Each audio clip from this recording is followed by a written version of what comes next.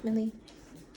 Okay, so when you're doing Fair Isle, you're gonna carry the dominant color on top. I believe, even though the green seems like the dominant color, if you want the white to pop more, it needs to be your strand on top.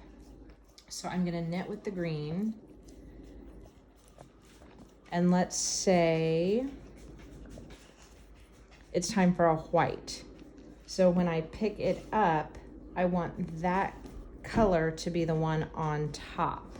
Let's say I just have one white, and now I'm going to have 5 green stitches before this. So since it's more than 3, I'm gonna do 3 stitches,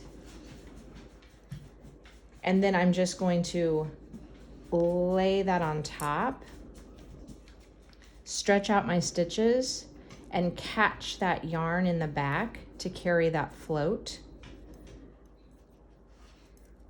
And let's say it was 3 green.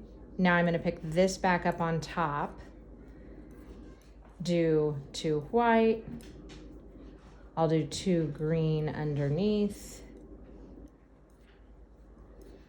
and then I will do 2 white. So then you're never having any long floats because you're catching them on the back of the piece. So let's do this one, and usually I'm knitting in the round when I do Fair Isle, so you'll be able to see it on the back here.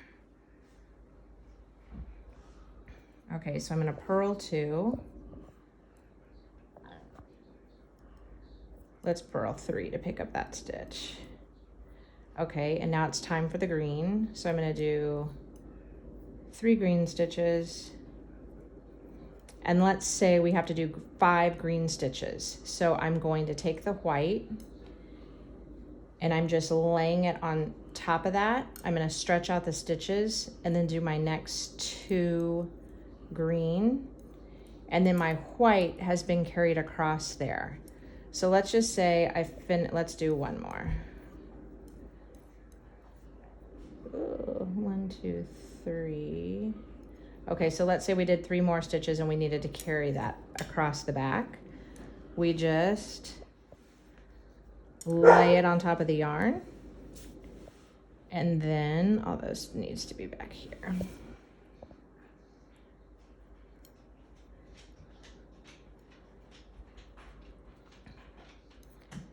And then just make sure those stitches are stretched out so it doesn't pull the fabric.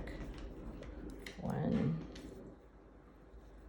2, 3, and we can float it again. We just lay that white over and do the next stitch. And then let's say our next stitch is white. We just make sure that it's on top of the green and knit. And then you shouldn't see any, although I messed up right there because I was knitting instead of purling. But does that help?